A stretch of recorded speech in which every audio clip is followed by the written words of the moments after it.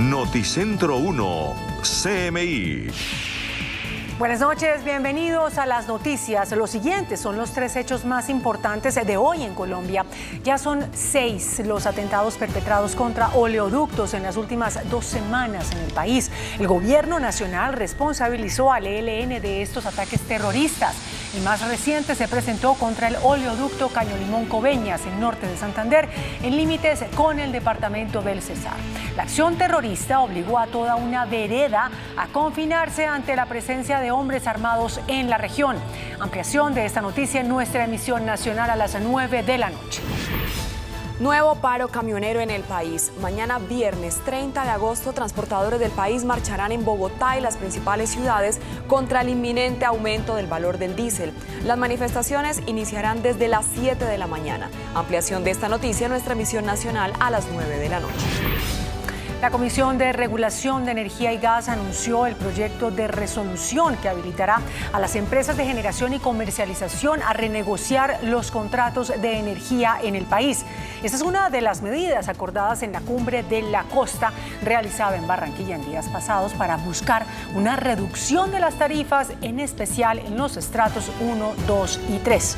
Ampliación de esta noticia en nuestra emisión nacional a las 9 de la noche.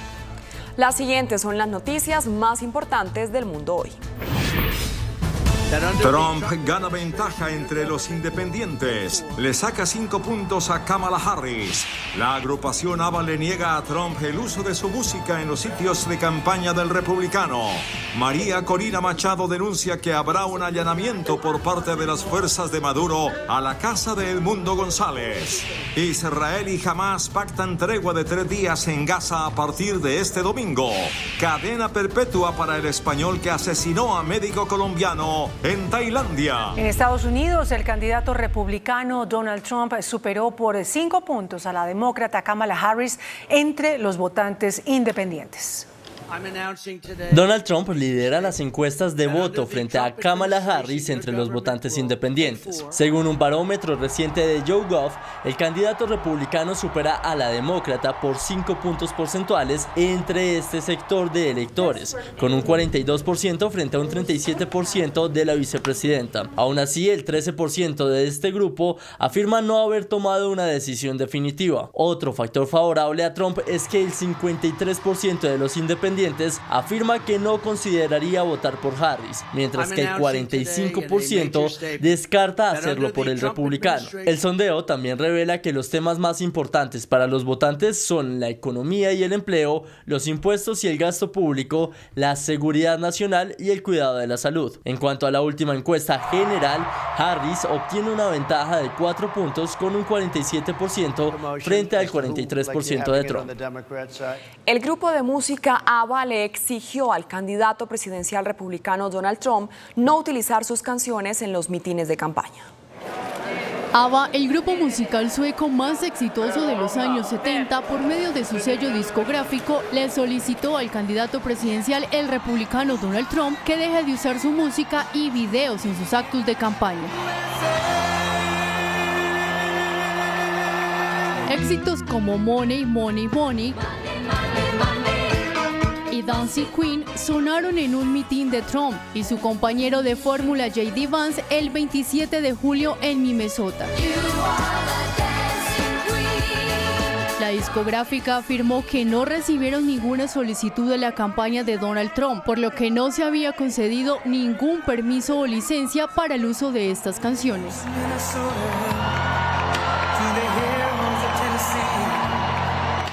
La economía de Estados Unidos sorprendió a expertos e inversionistas y registró un crecimiento mayor a lo esperado en el más reciente trimestre. La economía estadounidense creció en el último trimestre a un saludable ritmo anual del 3%, impulsada por un fuerte gasto de los consumidores y la inversión empresarial. El Departamento de Comercio del país norteamericano afirmó que el gasto de los consumidores, que representa alrededor del 70% de la actividad económica de los Estados Unidos, aumentó a una tasa anual del 2.9% el último trimestre. Esto demuestra un crecimiento del segundo trimestre que marcó una fuerte aceleración desde una lenta tasa de desarrollo del 1.4% en los primeros 3 meses de este año.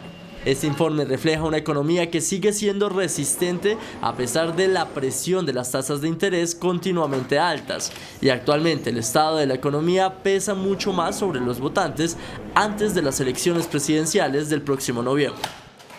La líder opositora de Venezuela, María Corina Machado, alertó que el próximo paso del gobierno de Nicolás Maduro puede ser el allanamiento de la casa de Edmundo González Urrutia. La líder de la oposición venezolana, María Corina Machado, alertó que el próximo paso represivo del gobierno de Nicolás Maduro puede tratarse de allanar la vivienda de Edmundo González Urrutia, quien, de acuerdo a las actas publicadas por la oposición, fue el vencedor de las elecciones presidenciales el pasado domingo 28 de julio. Por favor, estén pendientes, porque creo que el próximo paso puede ser el allanamiento de su casa, de la casa del presidente electo, en las próximas horas. Y yo quiero ver cómo aquí mundialmente se genera una reacción para que entendamos lo que esto se trata. O sea, invadiendo la casa, la residencia, donde por supuesto él no está, porque está resguardado, al igual que yo. Esta advertencia se da al tiempo que el Ministerio Público de Venezuela citara formalmente por tercera vez para el próximo viernes al abanderado de la principal coalición opositora en el marco de una investigación en su contra relacionada a la denuncia de fraude electoral que ha hecho el antichavismo. El gobierno de Israel y el grupo terrorista Hamas acordaron una pausa humanitaria de 3 días en Gaza para vacunar a los menores de edad contra el polio. Ante el llamado de la Organización Mundial de la Salud de un inminente cese al fuego para facilitar la vacunación contra el polio, tras haberse confirmado un caso en Gaza en 25 años en un bebé palestino de 10 meses, Israel y Hamas aceptaron una pausa humanitaria de 3 días para vacunar a los niños y niñas contra la enfermedad. We welcome the commitment to area-specific humanitarian pauses and suspension of evacuation orders for the implementation of a 2-round polio vaccine campaign set to begin on the 1st of September in the Gaza Strip. En la campaña contra el polio se espera vacunar a más de 640.000 menores de 10 años, la cual comenzará en el centro de Gaza, luego se trasladará al sur y finalizará en el norte. En caso de que no se logre completar la vacunación, hay un acuerdo para extender la pausa humanitaria a un cuarto día si fuera necesario. Ucrania sufrió el tercer ataque masivo con drones de esta semana y logró derribar 60 vehículos aéreos no tripulados.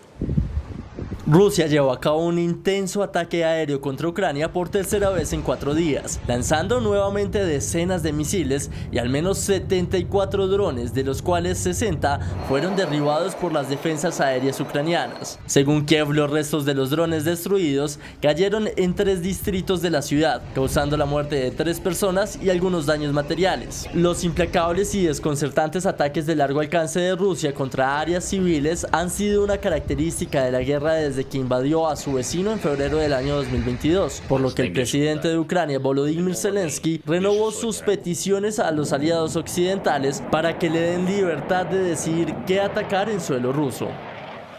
El chef español Daniel Sancho fue condenado a cadena perpetua en Tailandia tras ser declarado culpable de los cargos de asesinato premeditado, ocultación del cuerpo y documentos del cirujano colombiano Edwin Arrieta en agosto de 2023. Daniel Sancho, un chef español de 30 años, tras un proceso muy largo, fue declarado culpable por el asesinato premeditado, desmembramiento y ocultación del cuerpo del cirujano colombiano Edwin Arrieta en una isla turística al sur de Tailandia en agosto de 2023. Sancho se enfrentaba a la pena de muerte, pero el tribunal conmutó la pena por cadena perpetua, al considerar que su confesión del asesinato había sido útil durante el juicio. El español en su declaración afirmó que Arrieta intentó mantener relaciones íntimas, a lo cual se negó y se originó un altercado que concluyó en una tragedia. El cuerpo del colombiano fue desmembrado y esparcido por diversos lugares en Tailandia, incluido en el mar. El Tribunal Penal de la isla también le ordenó el pago de $119.000 como indemnización a la familia de Arrieta, quien dependía económicamente de él. La revista Time escogió al presidente de El Salvador, Nayib Bukele, como protagonista de su última portada. En una inédita entrevista para este medio de comunicación estadounidense, el mandatario explicó la fórmula de su gestión en el país bajo la guerra contra las pandillas y cómo logró una popularidad tan alta, por lo que la revista lo describió como el hombre fuerte. El gobierno de Nicaragua, liderado por Daniel Ortega, clausuró 129 ONG, incluida la Organización de Protección a la Infancia Save the Children. Entre las organizaciones cerradas figuran también unas 90 iglesias y asociaciones evangélicas, 40 asociaciones de ganaderos, una agrupación de académicos jubilados y una fundación contra el cáncer y el SIDA. Según el Ministerio del Interior, la cancelación de personalidad jurídica o personal jurídico y registro de los organismos sin fines de lucro se debe a incumplimiento de las leyes. Las autoridades de Japón instaron a 4 millones de sus ciudadanos del sur del país a evacuar tras la llegada del tifón Shanshan, que ha dejado 3 muertos y 85 heridos. Con intensas lluvias torrenciales y vientos de más de 100 kilómetros por hora, el tifón Shanshan ha tocado tierra en la isla principal de Kyushu, al sureste de Japón, donde ha dejado por el momento 3 muertos, 82 heridos, un desaparecido y a miles de residentes sin electricidad. Las autoridades del sur del país instaron a evacuar a casi 4 millones de personas. Asimismo, la Agencia Meteorológica de Japón emitió una alerta de emergencia por la tormenta, diciendo que se espera que causen inundaciones y deslizamientos de tierra en la mayor parte del sur del país. Además, cientos de vuelos, servicios de trenes, autobuses y ferry han sido suspendidos ante el fenómeno natural que imposibilita prestar el servicio de transporte. El Departamento de Seguridad Nacional de los Estados Unidos anunció una asignación de más de $380 millones en subvenciones para ayudar a prevenir el hacinamiento en las instalaciones de detención de inmigrantes de la Oficina de Control de Inmigración y Aduanas. Los fondos serán adjudicados al programa de refugio y servicios que apoya iniciativas estatales, locales y organizaciones que brindan justamente apoyo con alimentos, refugio, ropa, atención médica y transporte a los inmigrantes recién liberados y que esperan sus audiencias en una corte. En China se desarrolló la primera cirugía de cáncer gástrico del mundo, equipada con un sistema de intercambio con unas gafas de realidad aumentada.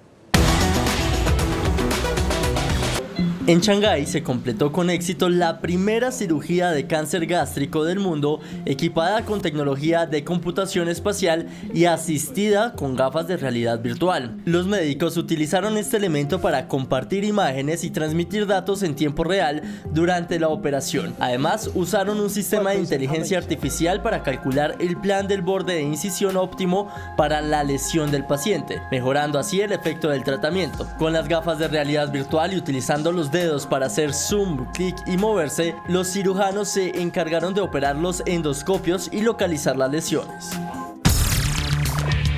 Pregunta Yamid. Muy buenas noches. El gobierno nacional expidió un decreto que es realmente un plan piloto de servicio obligatorio no militar, que fue creado por la Ley de Paz Total. El senador Iván Cepeda ha sido el gran promotor de esta iniciativa y es nuestro invitado de esta noche. Doctor Cepeda, muchas gracias por aceptar esta invitación. ¿Cómo es la figura? Gracias. ¿Cómo es la figura? Bueno, es por primera vez una posibilidad para la juventud colombiana de tener una alternativa al servicio militar obligatorio. Antes se habían hecho algunas, acciones en ese sentido, pero es la primera vez que se crea una ruta para que los jóvenes puedan, mediante 11 modalidades distintas, hacer ese servicio que dura 1 año y que tendrá un valor equivalente a la libreta militar, es decir, servirá para testificar que los jóvenes han cumplido con esa labor. Dicho de otra manera, doctor Iván, se trataría de eliminar el servicio militar obligatorio. No. No. Es una posibilidad alterna. El servicio militar obligatorio sigue existiendo, pero ahora, digamos, eso de obligatorio tiene una ruta distinta porque hay una opción. Por eso le digo, ya no será obligatorio el servicio militar. Será obligatorio presentarse a los 18 años a definir su situación militar, pero en ese momento los jóvenes también podrán escoger el servicio social para la paz. Por eso le repito la pregunta. Sí, de acuerdo. Ya no va a ser obligatorio. Digamos que en ese sentido sí, no es el exclusivo y único, ¿no? Deja de ser obligatorio. Deja de ser obligatorio el servicio militar.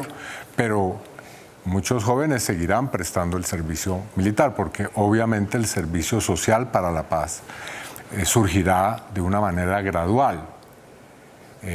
No va a entrar en vigor de una manera plena o con un número muy grande de personas. Así que predominantemente, durante un tiempo largo, el servicio militar seguirá siendo pues, la alternativa y habrá un servicio que se va a abrir paso paulatinamente, repito. No, pero a ver, un muchacho que cumple los 18 años ya no tendría la obligación de prestar servicio militar. No, puede en el momento en que llega a la edad presentarse y tener la posibilidad de escoger el otro servicio. Ahora, como es un servicio que estamos creando en este momento, y esto es importante decírselo a la opinión para que no haya falsas expectativas, inicialmente durante los primeros años no va a ser un servicio numeroso. Se va a comenzar con unos planes y proyectos piloto para que gradualmente pueda convertirse en una alternativa. Pero sabe, doctor Iván, que sigo sin comprenderle en este sentido. ¿Se termina el servicio militar obligatorio, sí o no? Sí, se presenta y puede optar en este momento, pero los cupos, porque no se comienza con la misma cantidad de cupos que hay para el servicio militar obligatorio. ¿Cupos para qué? Para el servicio social para la paz no serán los mismos o tantos como los que hay para el servicio militar. Pero cupos para no prestar servicio. Cupos para hacer el servicio social para la paz. En lugar del servicio militar. Sí, que son, repito, 11 modalidades que va a tener para que los jóvenes puedan construir la paz, ayudar a las víctimas, la posibilidad de realizar acciones para defender el medio ambiente o el ambiente y la naturaleza, para contribuir en determinados territorios con poblaciones que están en situación de vulnerabilidad. Todas esas actividades se podrán hacer en el Servicio Social para la Paz. A ver si le entendí. No creo que sea tan difícil. A ver, el servicio militar obligatorio sí termina y se crean unas alternativas. Sí, en ese sentido sí, pero en el primer tiempo, digamos, se lo voy a poner en, digamos, cifras, tal vez los primeros 2, 3 años, el Servicio Social para la Paz será un proceso gradual. Ah, perdón. No se podrá comenzar con una cifra enorme de jóvenes que opten. Me está hablando usted del Servicio Social para la Paz. Correcto. ¿Eso qué es? Se lo estaba explicando al comienzo. Es una posibilidad para que los jóvenes realicen actividades, acciones que tienen por finalidad construir la paz en Colombia. ¿Cómo cuáles? Usted sabe, por ejemplo, después del año 2016 vino la implementación del acuerdo de paz que fue resultado de los diálogos de La Habana. Los jóvenes ahora que entren al Servicio Social para la Paz podrán contribuir a la implementación de los acuerdos de paz.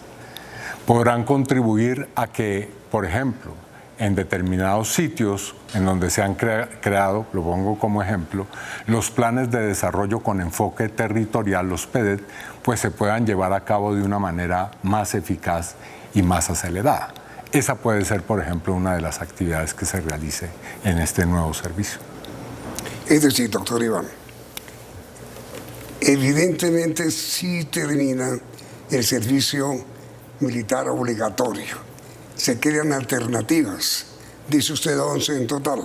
Sí. ¿Que son cuáles? Son primer lugar, como le estaba diciendo, implementar acuerdos de paz, contribuir en labores pedagógicas de reconciliación y de formación de una cultura de paz, trabajar con las víctimas para el restablecimiento de sus derechos a la verdad, la justicia, la reparación, trabajar en procesos que ayuden a poblaciones a entrar en lo que se llama la conectividad de redes sociales a través de la alfabetización digital, defender el patrimonio y la riqueza natural del país, por ejemplo, las zonas que son reservas naturales, trabajar para que las poblaciones vulnerables que hay, por ejemplo, personas que han sufrido determinado tipo de situaciones como desastres naturales, puedan contar con un apoyo por parte de estos jóvenes.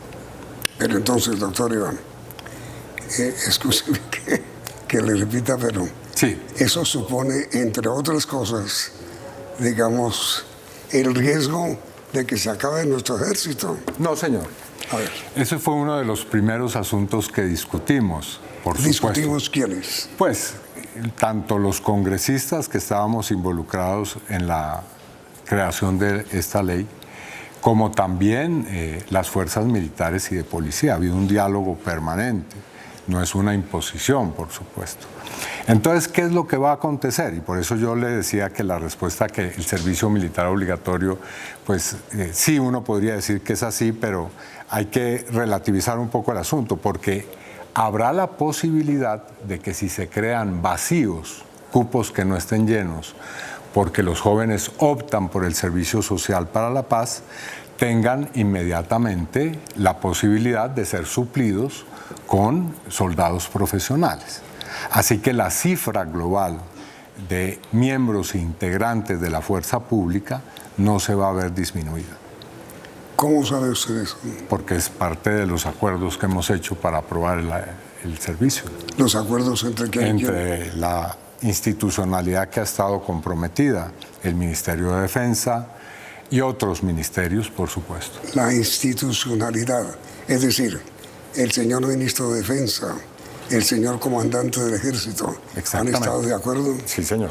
Eso es lo que hemos hecho durante todo este tiempo para que no solamente la aprobación de esta norma, sino la reglamentación de la misma, que es el decreto que ha sido expedido, pues sea o transcurra de una manera absolutamente armónica y no genere ninguna clase de traumatismos.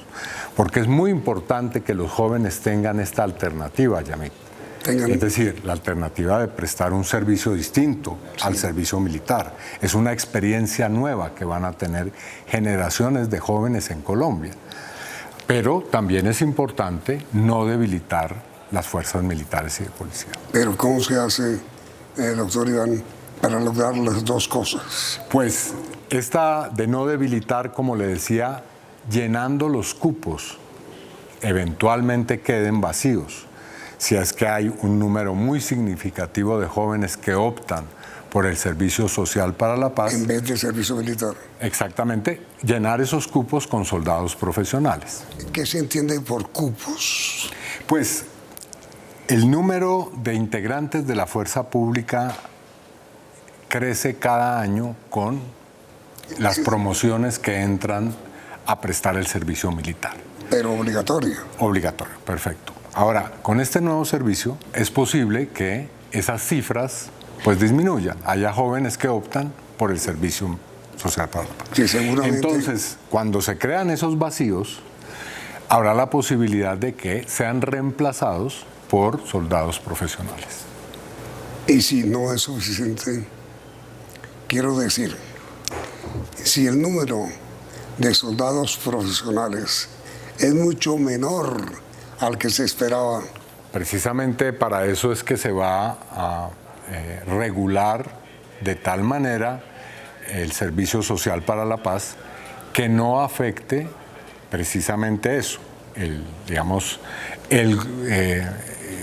la institucionalidad global y el número de integrantes globales de la fuerza pública. Pero, a ver, doctor, perdóneme que le insista, No se preocupe, Yamil, que para eso estamos, para explicar lo que aprobamos. No hay problema. Pero digo, parecería obvio que los estudiantes o los muchachos en edad de prestar servicio militar prefieran el servicio social que la reforma propone en vez del servicio militar y de armarse, pues. Sí, para eso es que se va a regular las cifras inicialmente. Es decir, no habrá en un primer momento, yo se lo explicaba antes, un número muy significativo de cupos para el servicio social para la paz. Eso va a tener un límite. Eso es por ¿Cuántos son? ¿Cuántos son? No sabemos aún porque hay un comité que se ha integrado para definir esas cifras. Entonces, cuando haya una gran demanda para el servicio social para la paz, el decreto dice que habrá unos criterios para priorizar qué jóvenes pueden entrar al servicio social para la paz y qué jóvenes tendrán que ir al servicio militar obligatorio. Sí, bueno, al servicio militar usted dice que ya no es obligatorio, pero y tendrán que ir al servicio militar si es que no presentan unas circunstancias que los exceptúen para prestarlo. ¿Cuáles son esos criterios, doctor Iván? De selección, bueno, aquí hay varias circunstancias. Primero, los jóvenes que por determinadas condiciones pues no resultan aptos para prestar el servicio militar. En segundo lugar, jóvenes que provengan de territorios y de regiones en las cuales hay una situación especialmente difícil en materia de confrontación militar, es decir, las llamadas zonas de orden público, por ejemplo. Muchachos y muchachas, porque también podrán ingresar al Servicio Social para la Paz, mujeres que tengan una circunstancia familiar en la que pues pertenecen a un estrato social en el cual hay problemas de pobreza. Todas estas personas tendrán prioridad en el momento de elegir o de escoger quiénes estarán en el servicio social. Y los muchachos de 18 años, doctor Iván, ¿cómo pueden definir su situación militar?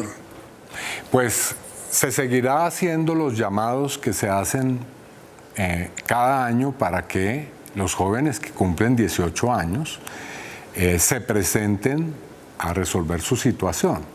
Ahora, habrá un número de ellos que podrá optar por el Servicio Social para la Paz, tendrán una remuneración que no es la misma de los jóvenes soldados, pero que será del 80% de lo que perciben hoy, más algunos otros beneficios, y podrán, una vez terminen el Servicio Social para la Paz, obtener una certificación de que han hecho ese servicio, que es equivalente a tener una libreta militar.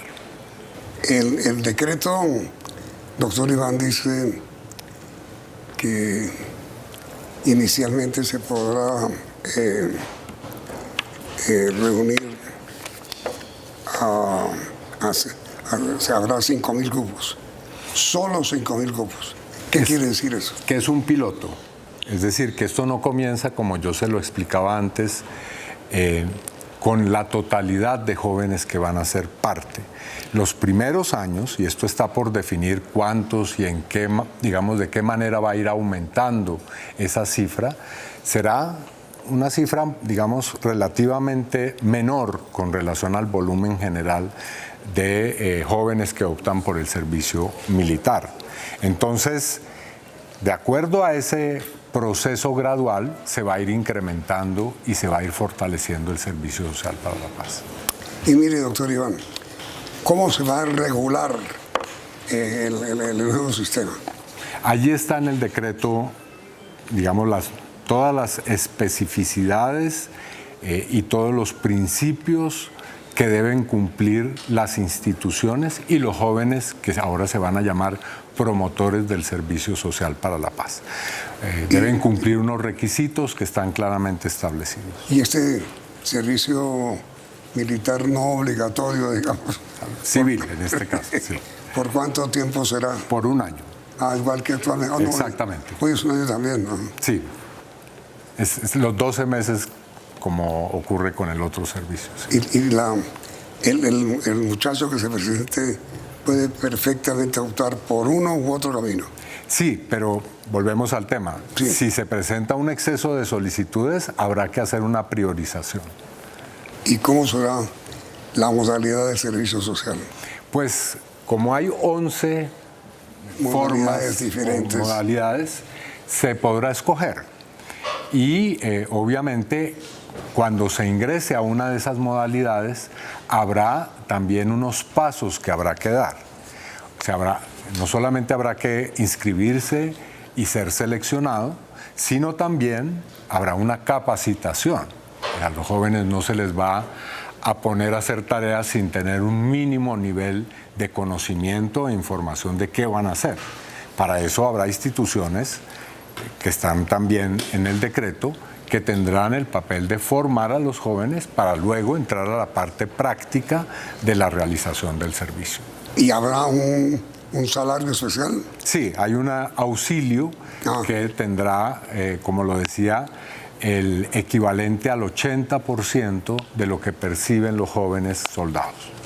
¿Y qué pasará, doctor Iván, con los jóvenes que no han resuelto su situación militar? En otros momentos de su vida, pues tendrán que resolverlo por las vías que crea para eso la fuerza pública. Pero un muchacho que no está entre la edad de los 18 años y un día antes de cumplir los 24 no podrá presentarse al Servicio Social para la Paz. Ese es el rango de edad que debe tener la persona. Sobre esto el decreto ya fue dictado. El decreto ya está claramente estipulado esta circunstancia. Pero falta regularlo. Sí. Ahora habrá que desarrollar y regular otros aspectos. Por ejemplo, le planteo uno de ellos que es un asunto inmediato. Este decreto crea un comité técnico que va a estar al frente del servicio, del cual hacen parte varios ministerios y agencias estatales.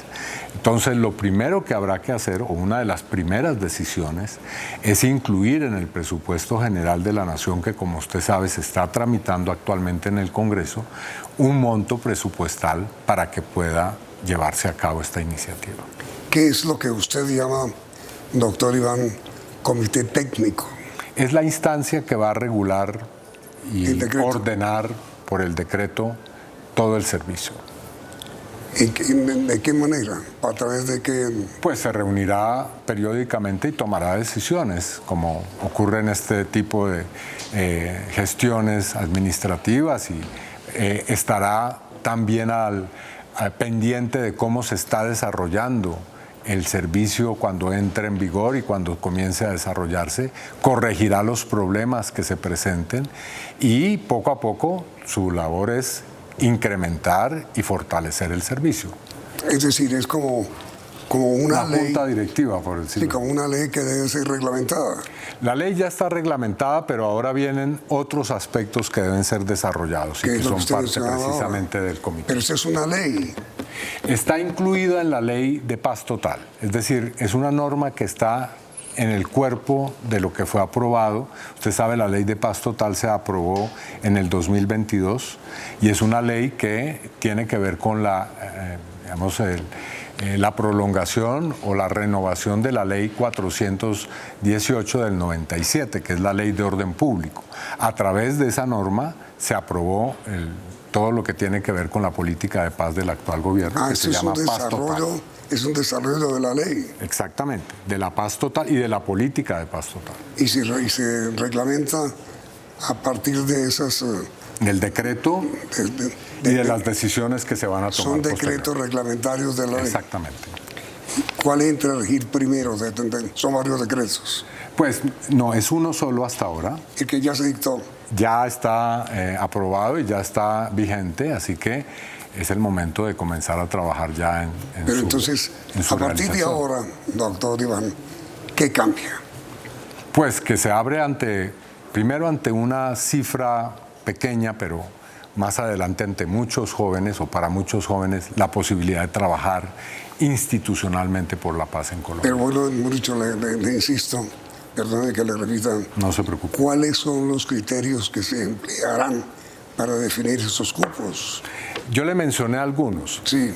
Es importante que los jóvenes que estén involucrados en esta labor puedan también ser personas que están viviendo y padeciendo el conflicto armado.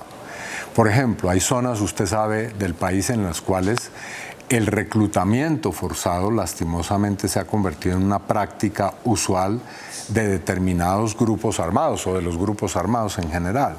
Así que un joven que pueda llegar al servicio social para la paz debería ser una persona que también puede resolver, garantizar su situación desde el punto de vista de su seguridad y de poder desarrollar una labor sin ninguna clase pues de interferencias o de ser obligado a pertenecer a un grupo armado.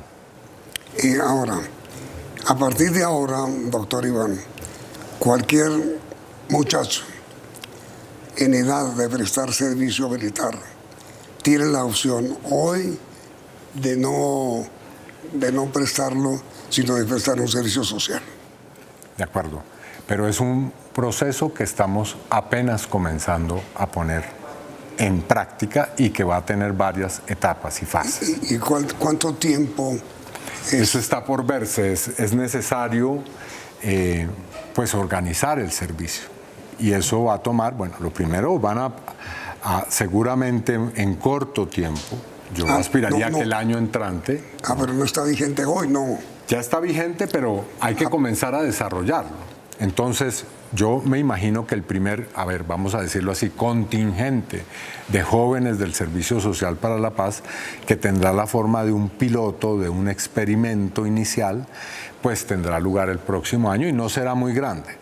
Será de unos cuantos miles de jóvenes. Los... ¿En 20.000 decía usted? No, 5.000. Se ha hablado de varias cifras, pero obviamente es el comité técnico el que tiene que determinar. Ahora, doctor Iván, el tema final. ¿Qué es lo que ha pasado con las conversaciones con el ELN? Pues estamos haciendo todos los esfuerzos necesarios para que se reactiven. Como usted sabe, el pasado 3 de agosto dejó de estar vigente el cese al fuego con el Ejército de Liberación Nacional.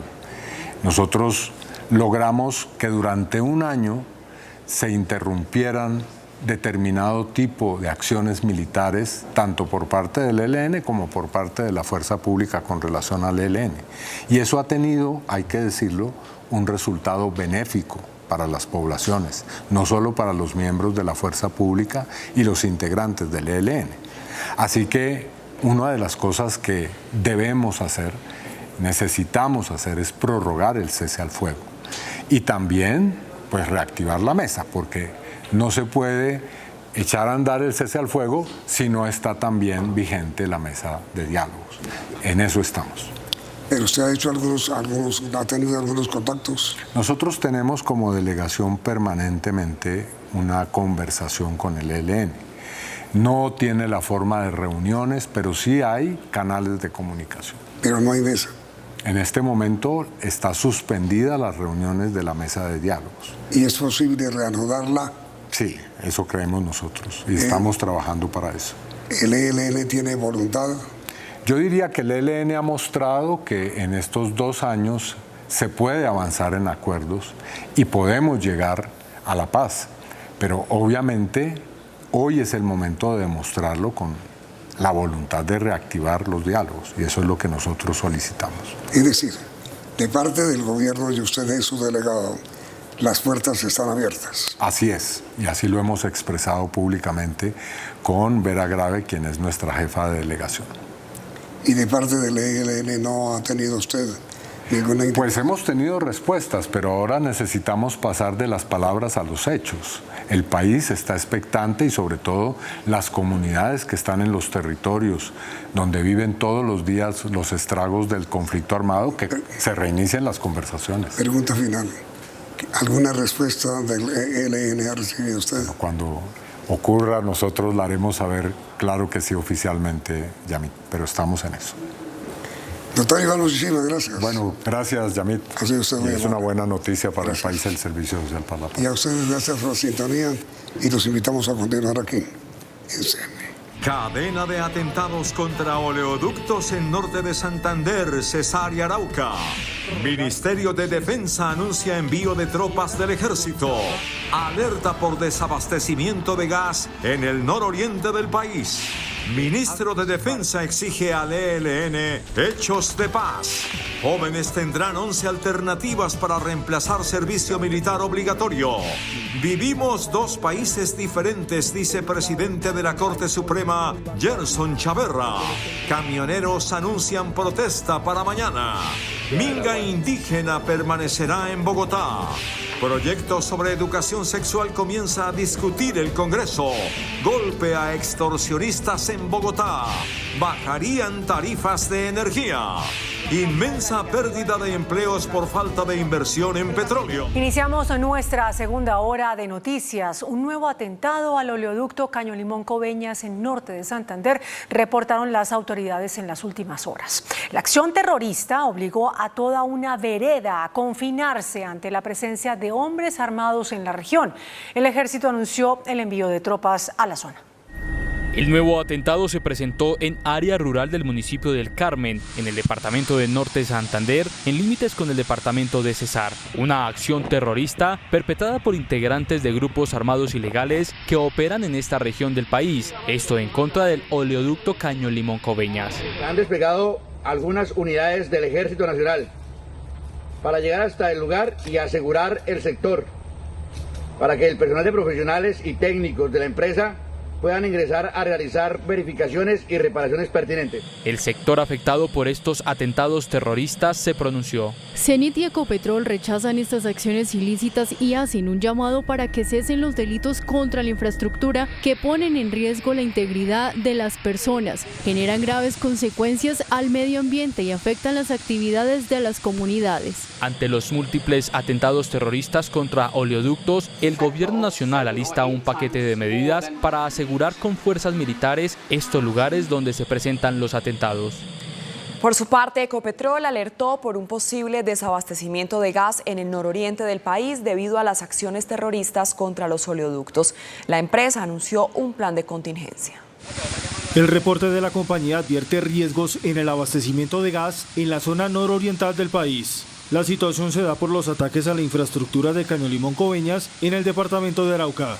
Ecopetrol adelanta todas las actividades necesarias para minimizar el impacto a los usuarios, manteniendo una coordinación amplia con las empresas prestadoras del servicio de la región. La industria rechazó los hechos. Garantizar que esta industria tenga todas las medidas de seguridad para poder producir los hidrocarburos que estamos necesitando. En este caso específico del nororiente, el posible desabastecimiento de gas por estos atentados puede significar una pérdida de este combustible para casi 6 millones de habitantes de la región nororiental, con todas las implicaciones que esto tiene para el consumo doméstico, para el tema industrial. La empresa hace un llamado para que se dé el acompañamiento de la fuerza pública en la zona. Mientras tanto, el ministro de Defensa, Iván Velázquez, exigió hechos de paz al ELN ante los múltiples atentados terroristas que se han presentado en el país. Un contundente mensaje envió el ministro de la Defensa Nacional, Iván Velázquez, al Ejército de Liberación Nacional, ELN. El congelamiento de la mesa por meses, de no expresar ni siquiera su voluntad de reanudar las conversaciones cuando estaba para vencerse el cese al fuego, y la necesaria decisión del gobierno de no prorrogar un cese que ni siquiera contaba con un mecanismo de verificación debidamente instalado. De manera que es el ELN el que tiene que demostrar con hechos su voluntad de reanudar conversaciones y su voluntad de paz. Ante una no voluntad de paz, como lo afirma el gobierno nacional, continúan las operaciones ofensivas con la Armada de Colombia, el Ejército Nacional, la Fuerza Aérea y la Policía. La orden de desplegar mayor cantidad de tropa a estos sectores en el propósito de prevenir, de anticiparnos a estas actividades criminales. Departamentos como Arauca y Norte de Santander han tenido refuerzo por parte de tropas del ejército. Un refuerzo en la seguridad de 3 ciudades anunciaron las autoridades para garantizar la tranquilidad durante la realización del Mundial Femenino Sub-20 de fútbol que se disputará a partir del sábado en Colombia. La Policía Nacional desplegó un amplio dispositivo para garantizar el normal desarrollo de la Copa Mundial Sub-20 femenina, esto en las ciudades de Bogotá, Cali y Medellín. Tenemos un dispositivo de seguridad que se acompaña de tecnología, de logística, de un componente canino y también, señor ministro, 2 puestos de mando, uno en la sede de la FIFA, otro en el propio edificio central de la Policía Nacional de Colombia. Los más de 2.600 uniformados custodiarán las delegaciones, concentraciones y estadios, de los cuales más de 1.200 serán mujeres policías. Con seguridad que va a estar especialmente también por mujeres, acompañando a las mujeres integrantes de los equipos y bajo el liderazgo de una mujer, la general Olga Salazar. La Copa se jugará desde el 31 de agosto hasta el 22 de septiembre. Por primera vez, la cúpula de la justicia está en el Chocó, en el encuentro de la Corte Suprema de Justicia. El presidente de ese alto tribunal, Gerson Chaverra, habló sobre la desigualdad del país y la necesidad de impartir justicia para todos, sin discriminación. En Quibdó está Joana Rodríguez. Joana, buenas noches. Adelante con la información. Buenas noches. Los saludo desde Quibdó, en el departamento del Chocó, donde se adelanta el encuentro de la Corte Suprema de Justicia. Los desafíos de la justicia en los territorios. Fuertes fueron las palabras del presidente de la Corte Suprema de Justicia, Gerson Chaverra, en la instalación de este evento. Dijo que por primera vez la cúpula de la justicia se encuentra viviendo en carne propia la desigualdad del país. Por un lado, el país moderno y vanguardista, el de los centros tecnológicos y financieros, el de las universidades y grandes hospitales, el de viviendas lujosas y centros comerciales que albergan las mercancías importadas de todo el mundo. Pero por otro, silente e indiferentemente, contemplamos a la Colombia de las trochas, la de los niños sin escuelas y ríos sin puentes, la de las regiones sin carretera y de poblaciones sumidas en la pobreza absoluta. Somos 2 países a la vez, la Colombia del siglo XXI y la del siglo XIX. Mientras en una nos avasalla la posmoderna velocidad de la información, en otra predomina la brecha digital que deja incomunicado a los habitantes por 2 o más días.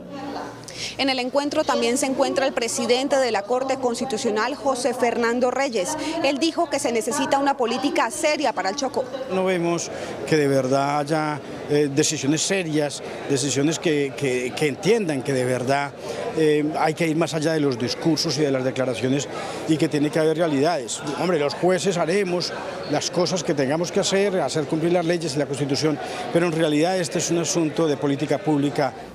Este encuentro de la Corte Suprema de Justicia irá hasta mañana viernes. Me despido desde Quibdó, en el departamento del Chocó, con la cámara de Ervin Salinas. Joana Rodríguez, Noticentro 1 CMI. Joana, muchas gracias. El canciller Luis Gilberto Murillo entregó un parte de tranquilidad frente a la presunta falta de dinero para la expedición de pasaportes. El canciller aseguró que se ha creado pánico infundado sobre este tema. El canciller reiteró que Thomas Gregg continuará con la expedición de pasaportes hasta que finalice el contrato el próximo 2 de octubre y se escoja el gobierno aliado que ayudará en la etapa de transición. No hay ningún riesgo en que se afecte la continuidad de la prestación del servicio de entrega de los pasaportes. Se ha creado mucho pánico en torno a esto y es un pánico infundado. Asimismo, se conoció que en la empresa colombiana Cadena manifestó a la Cancillería su interés de prestar los servicios para la expedición de pasaportes. Y hay 9 procesos, de esos procesos la gran mayoría estarán a cargo de lo público y además tendremos algo que es importante resaltarlo y es que la personalización de esa información y la impresión de los pasaportes sí estará obviamente a cargo de un socio privado. El canciller también comentó sobre la visita de Álvaro Leiva a Venezuela y su encuentro con Nicolás Maduro. Nosotros realmente vemos con buenos ojos este tipo de apoyo. Lo hizo a título personal. El Consejo Nacional Electoral aplazó la decisión sobre la apertura de un proceso formal a la campaña Petro Presidente por una posible violación de los topes de gastos. Los magistrados recibieron para estudio la ponencia de sus colegas Benjamín Ortiz y Álvaro Hernán Prada. Tras la decisión del Consejo de Estado que confirmó la competencia del Consejo Nacional Electoral para indagar la campaña de Gustavo Petro, el órgano electoral retomó la discusión para definir si abre un proceso formal por presunta financiación irregular de su campaña. En la sala plena de este jueves se remitió a la totalidad de los magistrados la ponencia de Álvaro Hernán Prada y Benjamín Ortiz, quienes piden imponer sanciones económicas a los delegados legales de la campaña y compulsar copias a la comisión de acusación contra el primer mandatario, es decir, remitir al Congreso un informe sobre las supuestas irregularidades electorales. Sin embargo, en la sesión de este jueves no se tomó ninguna decisión y solo hasta la segunda semana de septiembre se retomará la discusión para definir si se aprueba la ponencia de los dos magistrados o se niega. El embajador ante la Organización de las Naciones Unidas para la Alimentación y la Agricultura, Armando Benedetti, le notificó al Congreso que guardará silencio sobre la investigación contra el presidente Gustavo Petro por presuntas irregularidades en la financiación de la campaña. El embajador Armando Benedetti le envió esta carta a la Comisión de Acusación del Congreso en la que notifica que no declarará en el proceso que se adelanta contra Gustavo Petro. De forma respetuosa me dirijo a usted para manifestarle que me amparo en mi derecho fundamental a guardar silencio, previsto en el artículo 33 de la Constitución Política. Benedetti dice que se ha enterado a través de los medios de comunicación que también estaría siendo indagado por los gastos de la campaña política, argumento de su silencio. Al consultar el cuestionario elaborado por ustedes, encuentro que esta investigación es por estos mismos hechos. Por lo mismo, es mi deseo ejercer el citado derecho constitucional.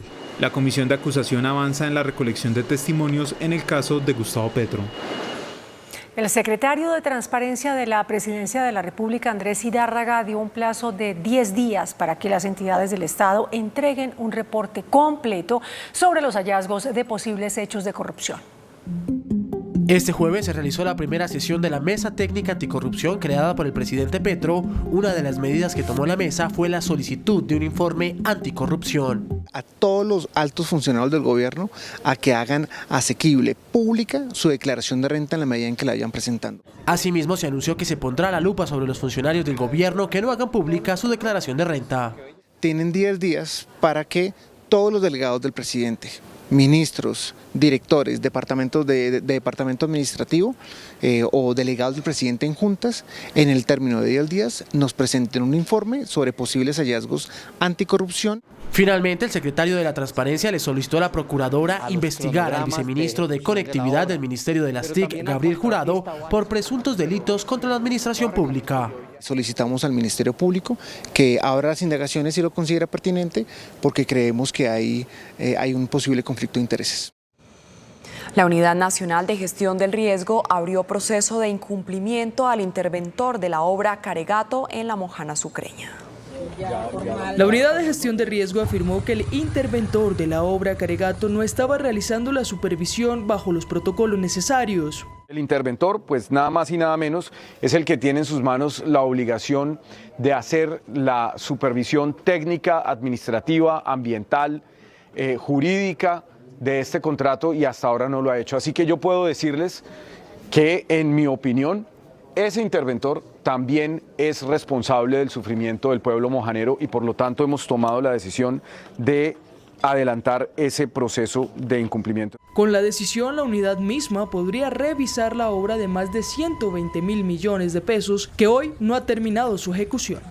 Si se declara el incumplimiento, pues la unidad retomará la supervisión de la obra y eso también es importante en las medidas que se puedan dar eventualmente en contra del contratista.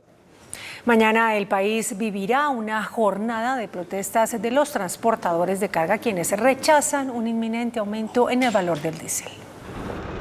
Desde las 7 de la mañana iniciarán las manifestaciones de los transportadores de carga pesada del país en las principales ciudades contra el aumento del valor del diésel anunciado por el gobierno nacional. En Bogotá, las marchas iniciarán sobre la calle 13, exactamente en la zona industrial. En Cali se ubicarán en Sencar. En Barranquilla se tomarán la vía 40. El punto de encuentro en Medellín es la avenida Regional. En Bucaramanga es la estación de servicio La Cemento. Y en Pereira se ubicarán en la ruleta La Romelia. Desde los gremios aseguran que apoyarán la decisión que tomen las bases camioneras sobre un posible paro. La ministra de Transporte, María Constanza García, aseguró ante el Congreso que se requieren 164 billones de pesos como inversión en el sector para la construcción y el mejoramiento de la infraestructura vial. La plenaria de la Cámara adelantó un debate sobre la situación de las obras viales en el país. El gobernador de Boyacá dijo que se debe mejorar la infraestructura, incluso advierte que hace falta conexión entre importantes departamentos. El mayor socio comercial de Colombia históricamente y el que tiene que ser es Venezuela, así que hay que habilitar corredores con Venezuela. Esa vía es trascendental por eso. El presidente de la Cámara, Jaime Raúl Salamanca, explicó en detalle el reclamo de varios congresistas al gobierno por la situación vial. El descuido de muchos años de los gobernantes en regiones donde lamentablemente no se ha invertido un peso o la plata que se había invertido antes pues nunca llegó, no se invirtió bien y las vías están en pésimo estado. La ministra de Transporte anunció que se anticiparán vigencias futuras para agilizar proyectos clave. Queremos adelantar 2 billones de pesos. Esos 2 billones de pesos están en 21 proyectos. Sin embargo, la ministra entregó un panorama más alarmante, pues dice que el sector requiere actualmente 164 billones de pesos para funcionar óptimamente, recursos con los que no cuenta la nación. Financiar lo que requiere este sector, estamos hablando de 164 billones de pesos. Inversiones en férreo, 8 billones en vías secundarias, 15 billones en vías terciarias, ascenso tecnológico, aeropuertos. O sea, esto es lo que probablemente requiere de inversión el país. Las denuncias de los congresistas también fueron remitidas al Ministerio de Comercio y al INVIAS. La minga indígena aseguró que permanecerá en Bogotá y que es inminente la llegada de más miembros de 12 pueblos ante el constante incumplimiento de los acuerdos pactados con el gobierno nacional. No se van de Bogotá y por el contrario afirman que llegarán más indígenas de 11 comunidades a la capital. Y precisamente habíamos venido a Bogotá a plantear un camino, una propuesta, un contenido que le diera fuerza realmente a hablar sobre la paz. Pero tristemente el alto comisionado no se presentó. A pesar de los acercamientos con el gobierno nacional, la minga que permanece en el Parque del Renacimiento con al menos 4.000 integrantes afirma que no hay un compromiso de llevar a cabo negociaciones por parte del presidente Gustavo Petro. Hoy nos pasa, estando a 20 minutos de la Casa de Nariño, el que un presidente al cual acompañamos no haya venido a saludar la minga y que haya podido escuchar realmente el planteamiento de los pueblos indígenas que hoy vivimos el azote de la guerra y de la violencia. En la noche de este jueves llevaron a cabo una velatón por el asesinato de un líder social en el departamento del Cauca. Los jóvenes al cumplir 18 años de edad ahora tienen 11 alternativas diferentes al servicio militar obligatorio. El gobierno nacional reglamentó la norma que crea el servicio social obligatorio para la paz. Las alternativas para el servicio militar obligatorio están contempladas en un decreto que reglamenta la Ley de Paz Total aprobada por el Congreso de la República. Hay 11 modalidades en las cuales se podrá trabajar en el Servicio Social para la Paz, precisamente como su nombre lo indica, implementando acuerdos de paz, promoviendo la reconciliación y la construcción del diálogo en la sociedad colombiana, trabajando con las víctimas del conflicto, protegiendo la naturaleza. Desde la coalición de gobierno dice que no hay peligro de que la fuerza pública pierda miembros. De cualquier vacío que se cree en las fuerzas militares, por, digamos, no se llenen los cupos de los jóvenes que deben ser reclutados para el servicio militar, pues será reemplazado con soldados profesionales. Es claro que todos los jóvenes al tener 18 años deben resolver su situación militar, así sea con servicio social para la paz. En un solo día se reportó el asesinato de otros 2 líderes sociales. El más reciente se confirmó en las últimas horas en el departamento del Cauca, donde fue asesinado Carlos Andrés Ascuetumbo. En otro hecho aislado fue ultimada con arma de fuego Luz Berilia Chalá Córdoba, una defensora dedicada al cuidado de excombatientes. Ya son 114 los líderes asesinados en este año. En Cali, un trabajador murió y 2 más resultaron heridos luego de que parte de la obra en el búnker de la Fiscalía cayera sobre ellos.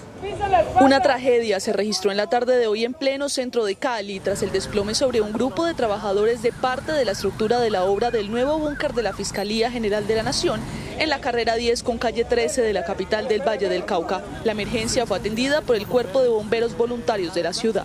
Una luz de tierra cae sobre uno de los obreros que encontraba trabajando. En el momento de nuestro arribo coordinamos el rescate de la persona, pero al momento de ingresar al paramédico hasta el punto donde se encuentra el paciente, nos damos cuenta que se encuentra sin signos vitales. 2 obreros más resultaron heridos en la emergencia hasta donde llegó el Cuerpo Técnico de Investigación de la Fiscalía para registrar la escena y realizar la recuperación del cuerpo del fallecido. La Presidencia de la República entregó el listado de los 26 candidatos que cumplieron con los requisitos para convertirse en los ternados del presidente Gustavo Petro para la elección del próximo Procurador General de la Nación. Luego de recibir 45 hojas de vida tras la convocatoria de la presidencia, tan solo 26 pasaron el filtro en la Secretaría Jurídica. De estos 26 candidatos, 7 son mujeres. En la lista resaltan nombres de exmagistrados, ex vicefiscales, excontralores, entre otros juristas que cuentan con amplia experiencia en el sector público como privado. Tras la depuración, nuevamente son 2 nombres que resaltan en el listado. Uno es el ex vicefiscal Jorge Perdomo Torres, quien trabajó con el entonces fiscal Eduardo Montealegre. Asimismo, Héctor Carvajal, quien es un reconocido abogado y ha trabajado con el presidente Gustavo Petro. La lista de seleccionados estará publicada en la página de la presidencia hasta el próximo 3 de septiembre para recibir comentarios. Asimismo, se espera que el 5 de septiembre los seleccionados realicen una prueba de integridad y el 6 de septiembre una lista final de quienes aprueben será remitida al presidente Gustavo Petro, quien será el encargado de escoger su ternado para la elección del próximo Procurador General de la Nación. Para la Asociación de Servicios Públicos, los recicladores se han convertido en los nuevos esclavos de la sociedad. Los recicladores en el país son los esclavos del siglo XXI, según dio a conocer el presidente de Andesco en el 7º Seminario de Gestión de Residuos que se cumple en Santa Marta. En este momento les hemos dado una gran cantidad de recursos y se está quedando en manos no propiamente los recicladores. Eso es muy triste porque, por ejemplo, en el caso de Bogotá, más de 1.100.000 millones de pesos, y usted ve que cada vez hay más recicladores con condiciones cada vez más bajas y sin oportunidad de seguir avanzando. En el marco de esta jornada también reveló que los rellenos sanitarios en el país, después de haber cumplido su vida útil, deben ser bien aprovechados y convertirse en parques ecológicos y ambiental. Estamos viendo que se entregan los recursos, pero no están llegando a la persona que realmente lo requiere. Igualmente estamos encontrando en muchas ciudades que se volvió casi como una mafia. La gente no puede meterse, un reciclador nuevo no puede entrarse a cualquier calle. Eso simplemente ya como si tuviera nombre fijo y propietario fijo. Eso tiene que cambiar. Durante 2 días se analizará en esta capital temas como basura cero y su realidad a partir de las experiencias internacionales y las propuestas de la gestión circular de residuos sólidos. Empresas Públicas de Medellín logró el cierre definitivo del túnel de desviación que provocó la emergencia en el proyecto de Hidroituango. En 2018, el túnel de desviación derecho de Hidroituango se destaponó y causó una gigantesca creciente en el río Cauca, causando zozobra en las comunidades aguas abajo del proyecto. 6 años después, la compañía confirmó que está a punto de ser sellado. El definitivo tiene 14 metros de altura, 14 metros de alto y 14 de profundidad. Cerca de 200 personas trabajaron en este hito y repararlo costó 125.000 millones de pesos aproximadamente.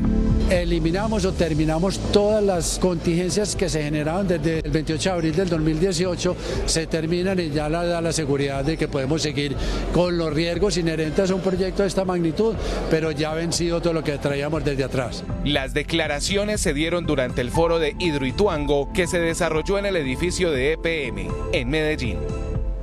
Un proyecto de ley radicado en el Senado de la República busca que escuelas y colegios públicos y privados solo puedan dictar la cátedra de educación sexual con el visto bueno de los padres de cada uno de los estudiantes. La promotora de la iniciativa es la senadora Lorena Ríos. La llamada bancada provida del Senado de la República, integrada por congresistas de diferentes partidos como el Centro Democrático Conservador, Colombia Justa Libres y hasta del Partido Liberal, radicó un proyecto de ley para que en los colegios no pueda ser impartida educación sexual sin el visto bueno de los padres. Decirle al Estado, nosotros somos los principales educadores de nuestros hijos, se los prestamos o se los entregamos a las instituciones educativas, pero queremos que las instituciones educativas eduquen de acuerdo a nuestras creencias. Que puedan los hijos nuestros recibir una educación sexual conforme a la cosmovisión propia y los valores que promuevan los padres de familia, y se busca en este proyecto de ley esa garantía de la autonomía de los padres de poder educar a sus hijos conforme a su contexto y sus valores.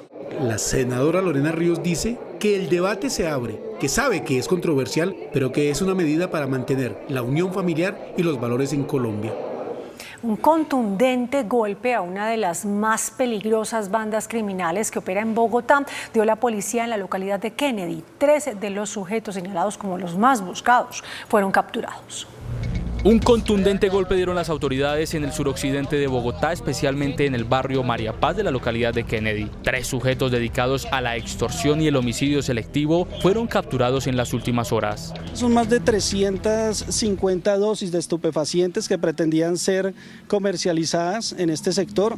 Adicional a esto hay una incautación de un arma de fuego con munición para la misma, y se le incauta una especie de mini laboratorio. Eso es una licuadora, trilladora. Según la policía, no es solo la banda Los Satanás los que operan en Kennedy. Más de 5 estructuras en la localidad de Kennedy, que son las que nos afectan este tipo de delitos, afectaciones a la vida y el tema del tráfico y porte de estupefacientes. Los 3 fueron llevados a audiencias para ser judicializados. Israel y Hamás acordaron una pausa humanitaria de 3 días en Gaza. El chef español Daniel Sancho fue condenado a cadena perpetua por el asesinato premeditado del médico colombiano Edwin Arrieta. Las noticias del mundo en Noticentro 1 CMI. Israel y Hamás acordaron una pausa humanitaria de 3 días a partir del 1 de septiembre para permitir que comience la campaña de vacunación contra el polio, donde se espera vacunar a 640.000 menores de 10 años, la cual comenzará en el centro de Gaza, luego se trasladará al sur y finalizará en el norte. Según una encuesta electoral, el candidato republicano Donald Trump supera a la demócrata Kamala Harris por 5 puntos porcentuales entre los votantes independientes, con un 42% frente al 37% de la vicepresidenta. Aún así, el 13% de este grupo afirma no haber tomado una decisión definitiva. El chef español Daniel Sancho fue condenado a cadena perpetua en Tailandia tras ser declarado culpable de los cargos de asesinato premeditado, ocultación del cuerpo y documentos del cirujano colombiano Edwin Arrieta en agosto de 2023. Con satisfacción recibió la familia del médico colombiano Edwin Arrieta la condena contra Daniel Sancho por el crimen del profesional de la salud en hechos registrados en 2023. Desde Lorica, en Córdoba, la familia Arrieta Arteaga se mostró satisfecha por la decisión de la justicia tailandesa que condenó a cadena perpetua al chef español Daniel Sancho por el atroz crimen del médico cirujano colombiano Edwin Arrieta. La abogada de la familia del cirujano, Adriana Bejaine, aseguró que fue una condena justa. La familia Arrieta Arteaga se encuentra conforme con la decisión tomada por el tribunal. Confiamos en que esta sentencia se cumpla en Tailandia. Las cenizas del médico de 44 años fueron trasladadas desde Tailandia a Lorica en mayo pasado. La abogada indicó que la sentencia impuesta fue un logro del equipo jurídico. Se supo que en las próximas horas los abogados del Chet español de 30 años apelarán el fallo. El director de la Comisión de Regulación de Energía y Gas, Antonio Jiménez, anunció la expedición de nuevas medidas para reducir las tarifas de energía, especialmente para los estratos 1, 2 y 3.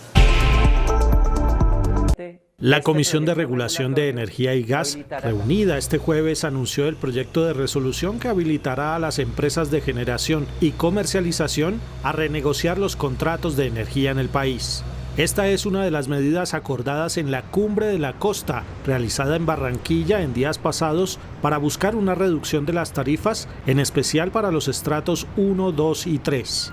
La idea es buscar acuerdos para disminuir los precios que desde las empresas generadoras se fijan en los contratos y de esta manera ir trasladando el resto de la cadena hasta el usuario final.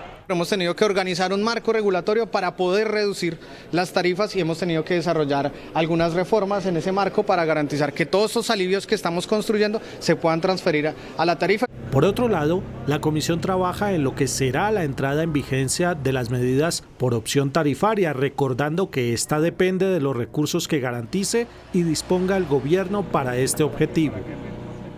Un informe de la Unidad de Planeación Minero-Energética revela un aumento en el consumo de energía en los próximos 15 años. Gremios piden acelerar subastas que garanticen oferta de mediano y largo plazo. El informe semestral de la entidad revela que el crecimiento del consumo de energía seguirá subiendo en los próximos 15 años. De acuerdo con el reporte, de demanda subirá entre 1,98% y 4,34% al 2038. El promedio anual de crecimiento será de 2,38% en el escenario medio. La capacidad de oferta actual está al límite, lo que obliga a acelerar la entrada de nuevos proyectos. Es un escenario de crecimiento medio de la demanda. Si hay un crecimiento alto de la demanda, como puede ser en los próximos años, ahí podría haber, digamos, una estrechez muy fuerte en la capacidad de cubrir las necesidades de suministro de energía. El dirigente urge la convocatoria de las subastas de energía para este año. Seguir dinamizando todo el tema de las consultas previas, las licencias ambientales, que los proyectos entren más rápidamente. Finalmente dijo que del abastecimiento de energía se puede garantizar tarifas justas. El Sindicato de los Trabajadores Petroleros pidió prontas soluciones ante la crisis del sector por la falta de proyectos de exploración. Aseguran que ya se han perdido 25.000 empleos en el sector. El Sindicato de Trabajadores de la Industria Petrolera pidió al gobierno que no vea el sector como los villanos del país y no continuar su política de seguir cerrando las puertas a nuevas exploraciones. Hoy estamos muy preocupados porque cerca de 25.000 empleos en el sector se han perdido a causa de la negativa de firmar nuevos contratos de exploración. Pero también quiero decirle al país, esto no es un problema de los trabajadores petroleros, es que esto se encadena. Entonces son miles de millones de dólares que se dejan de invertir en adquisición de bienes y servicios que la industria hace en las regiones, no solamente de influencia directa, sino en todo el territorio nacional. Añadió que habrá menos divisas para el país, menos regalías e impuestos. No es contra nosotros, sino con nosotros, que Colombia podrá avanzar en toda la transición en temas energéticos, productivos, sociales, fiscales, que necesita de cara a los desafíos. Alertó por los sobrecostos en el gas natural a causa de la necesidad de importación de gas natural porque se agotan las reservas y no se firman nuevos contratos. El gobierno nacional propuso un gran acuerdo nacional para modernizar el modelo minero del país. Inició en Cartagena el Congreso Nacional de Minería y varios temas fueron planteados y discutidos por el sector. Esta fue la propuesta hecha por el gobierno para modernizar el modelo minero en el país. Tenemos que discutir como país ese modelo minero y ponernos de acuerdo dónde sí la minería y dónde no la minería. Nuestra posición y nuestra intención sobre la creación de ecominerales es precisamente para seguir siendo mejores socios y para resolver a través de una empresa del Estado algunas dificultades que hasta el momento no se ha podido resolver con otras metodologías.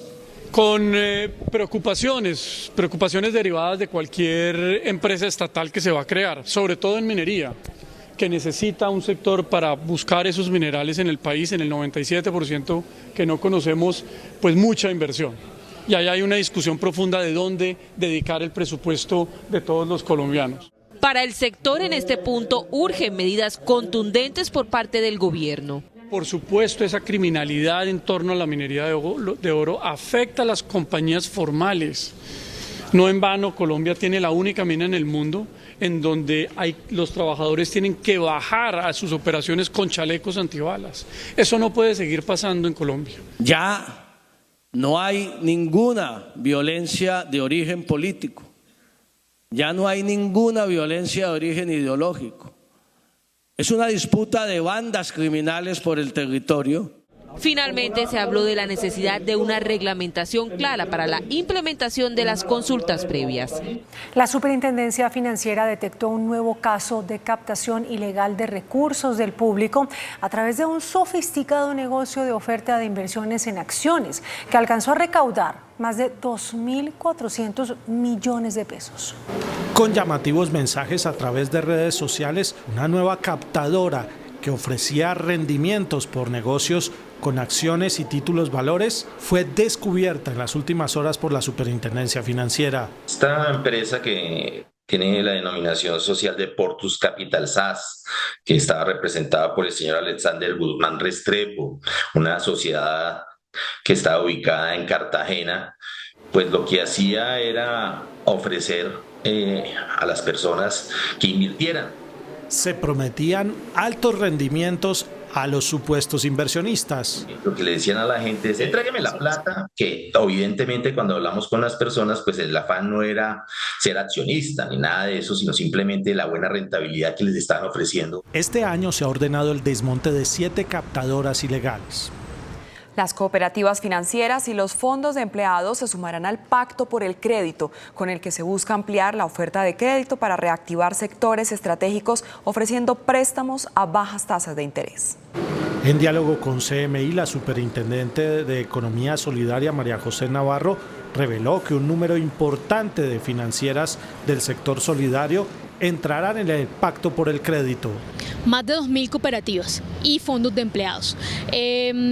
Nosotros tenemos cooperativas de ahorro y crédito, como te decía, que son 172, pero tenemos otro grupo que puede apostarle a la colocación, que son los fondos de empleados y las cooperativas de aporte y crédito. ¿Qué sectores se pueden apalancar con recursos del sector solidario? El sector solidario, en la mesa que tenemos con el comité, digamos, de los gremios del sector, nos ha manifestado que quiere meterse a la línea de mejoramiento de vivienda. El Pacto por el Crédito con las cooperativas se sellará oficialmente el próximo 13 de septiembre.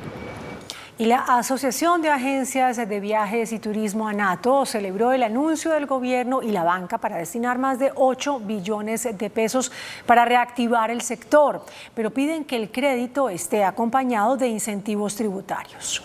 La vocera del gremio del turismo recibió con beneplácito el anunciado Pacto por el Crédito, pero dijo que se requiere incentivos tributarios y rebajar el IVA a estos servicios. Vamos a insistir en que hay que bajar el IVA de los tiquetes aéreos, bajar el IVA o hacer una reducción gradual también el IVA de alojamiento y servicios turísticos.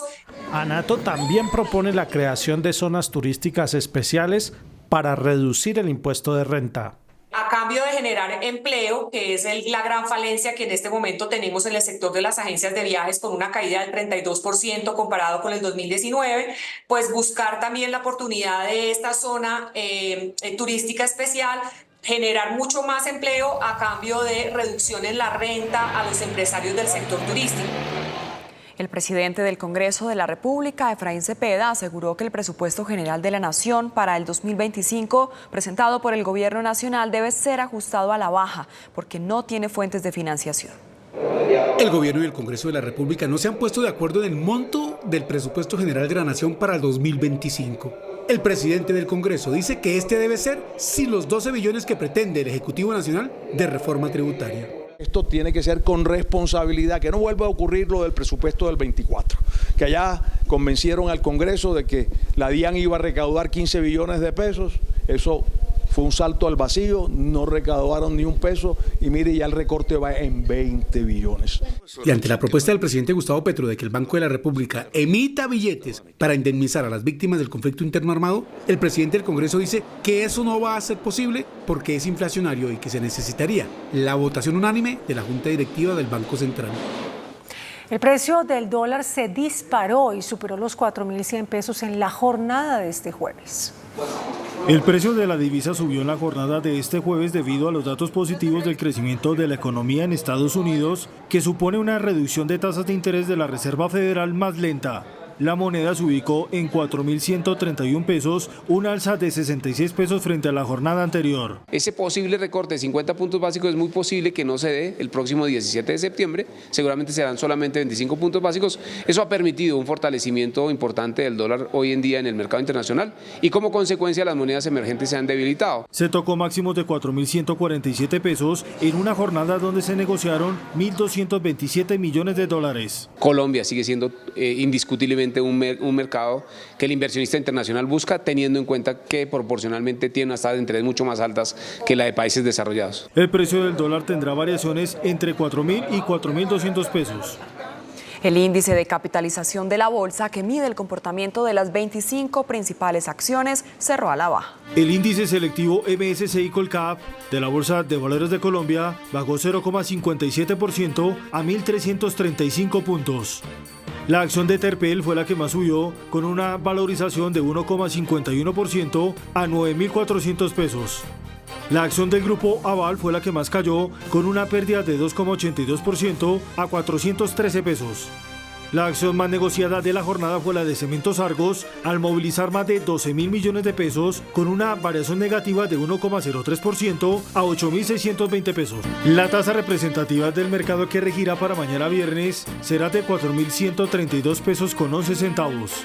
Los profesionales de cambio compran la divisa en promedio entre 1.920 pesos y la venden entre 1.970 pesos. Un euro cuesta 4.547 pesos con 70 centavos. La libra de café en Nueva York se cotizó a $2.47. El azúcar se transó en 19,85 centavos de dólar la libra. El barril de petróleo WTI se cotizó en $76.02. La referencia Brent para Colombia se cotizó en $78.79. Una acción de Ecopetrol cuesta 2.045 pesos. Hasta aquí Noticentro 1 CM.